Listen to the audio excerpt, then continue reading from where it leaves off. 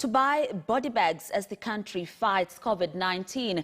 They want the governors to instead channel their funds towards purchasing hospital equipment that will be used to save lives. The national and some county governments have started preparing for the worst as COVID-19 infections soar, and with hundreds of victims dead in Kisii, Siaya and Kakamega, leaders have already identified large swathes of land to accommodate possible graveyards. In Nairobi, the national government is developing specifications for special body bags. Corona umechomeka kwa jina la Yesu. Umechomeka kwa jina la Yesu. Corona imechomeka, imebaki wa Kenya. Kwa jina la Yesu. Jina la Yesu. Tunasema tumekuja hapa sisi kama wachungaji kukataa corona katika nchi ya Kenya. Tunakataa. Maneno tumesikia na tukaona kwa vyombo vya habari na tukaona pia kwa magazeti ya kuwa magavana wetu wamekuja na binu ya kuleta mifuko na kununua makaburi kwa ajili ya kuwazika wa Kenya.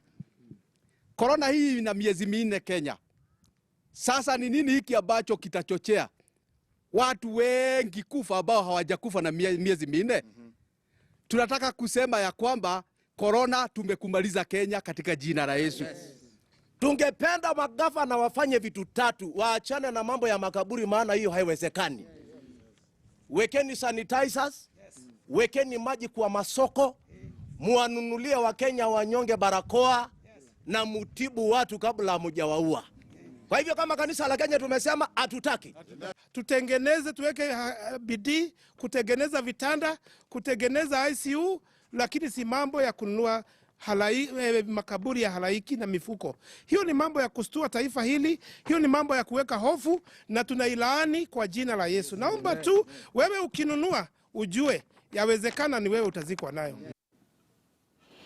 A section of Nairobi County Assembly MCAs have threatened to impeach the Nairobi City Governor following the disagreements with the NMS leadership and the County Assembly Speaker Beatrice Elachi.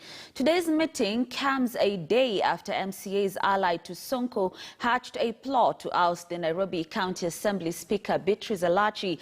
They claim she is the reason that City Governor Mike Sonko and the Nairobi Metropolitan Services Director General Mohammed Badi cannot see eye to eye. Listening to what today's meeting was all about. As an assembly, we are now fully focused on supporting NMS to realize development in our wards. We are happy that NMS and its directors are embracing the assembly by responding to our inquiries, thanks to the sober leadership of Honorable Beatrice Elachi. NMS could not have come at a better time.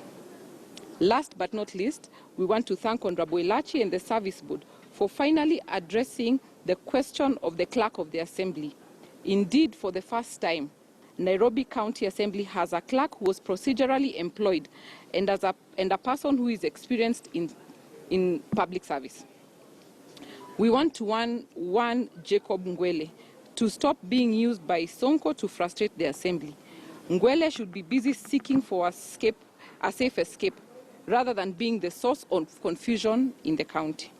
As such, we will not allow any sideshows in the assembly. We urge the police to decisively deal with all persons who may attempt to cause chaos within the precincts of the assembly. We want to declare here and now that Jacob Ngwele is persona non grata in Nairobi County Assembly. Finally, we are happy that during this COVID-19 period, we are the first assembly to adopt virtual plenary sittings, and therefore there is absolutely no reason for anyone to expose him or herself to the virus by visiting the assembly precincts. In fact, the members who were seen yesterday casting aspersions against the speaker have never stepped in the assembly in support of NMS and the president, even before we went the virtual claims. So all we are saying is that Sonko should stop interfering with Nairobi County. He should stop interfering with the assembly. He should concentrate on his cases. NMS would have not come if he was performing. Sonko has all along been pretending to be launching even projects and programs, of which none of them he has done.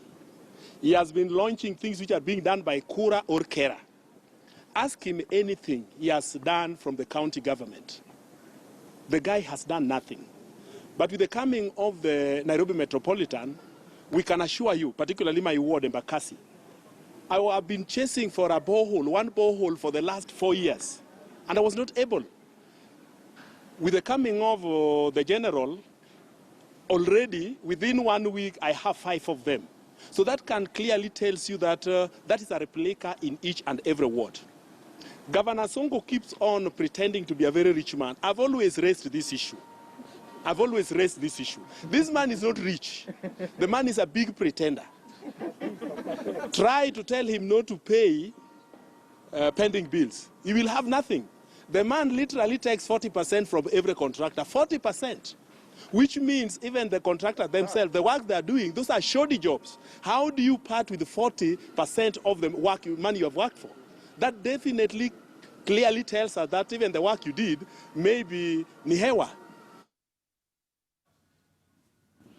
Anti-riot police engaged demonstrators drawn from Mungeria in Uasin Gishu County in running battles on Sunday following the